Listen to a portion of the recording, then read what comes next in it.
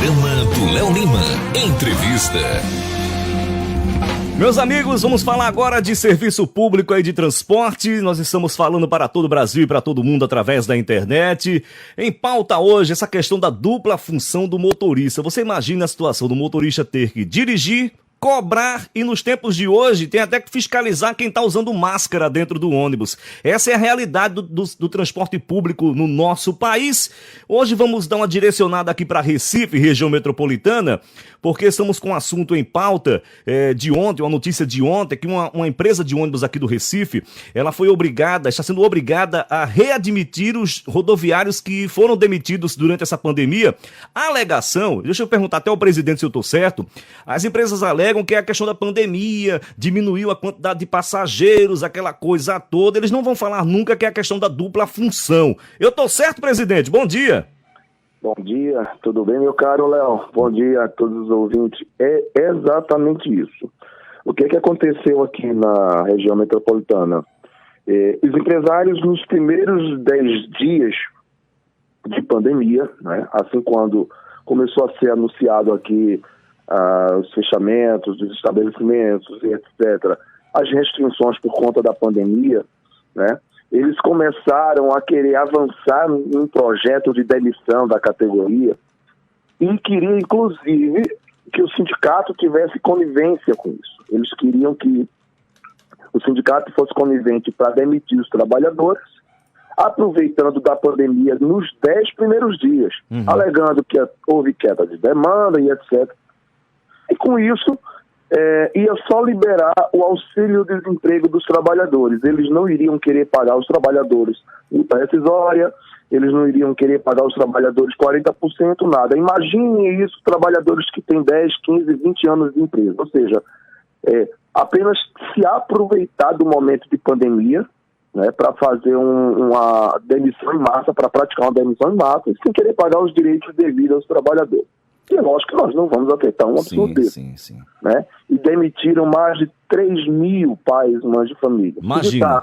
Imagina, pessoal. 3 mil pais de família em plena pandemia, você demitir um profissional aí rodoviário. Isso é um absurdo, isso é uma falta de humanidade, isso é uma falta de coração, principalmente no momento que o mundo vive. Verdade.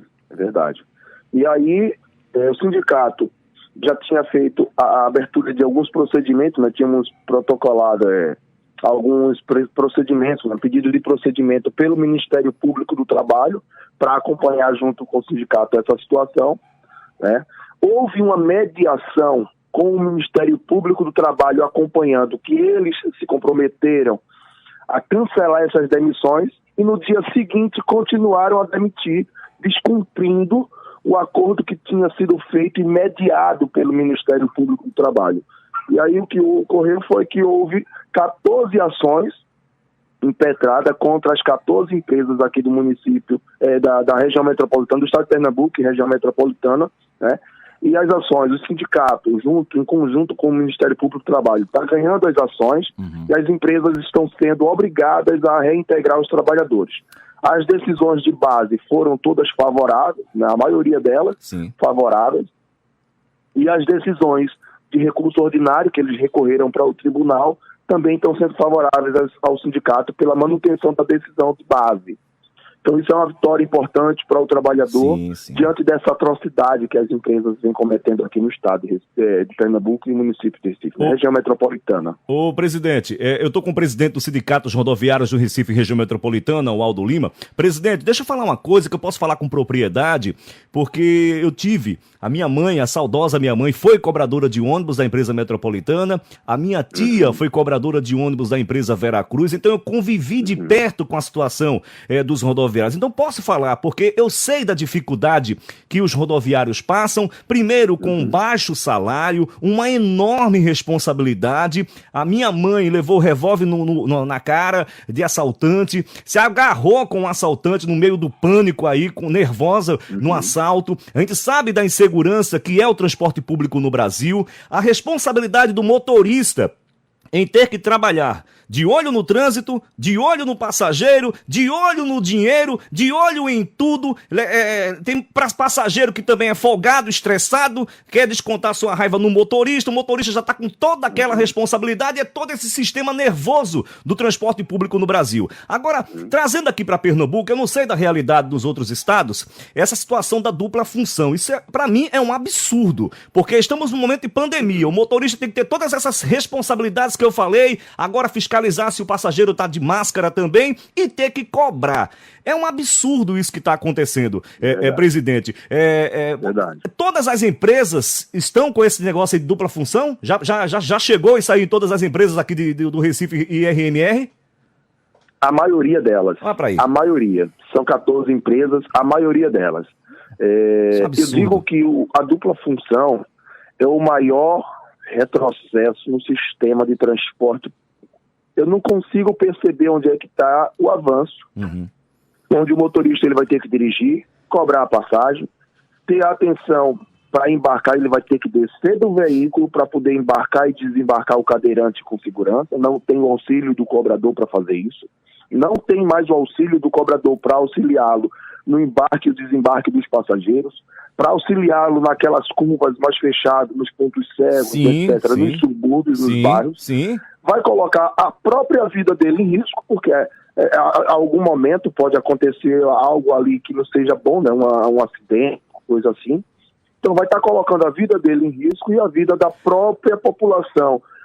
Tanto os usuários do transporte público, quanto coloca em risco também a vida dos transeuntes, ciclistas, motociclistas e etc. Ô presidente, poder se envolver numa colisão, num acidente. Presidente, deixa eu só trazer um assunto aqui. O nosso programa, infelizmente, ele é curtinho, só tem 1 hora de duração, tem um bocado de gente para falar ainda, mas só para ter uma... As empresas alegam, o sindicato patronal alega que é porque já tem bilhetagem eletrônica, não é mais necessário, diminuiu a quantidade de fila para entrar no ônibus, porque é praticamente tudo digital, só que o dinheiro circula e muito ainda dentro dos ônibus, né?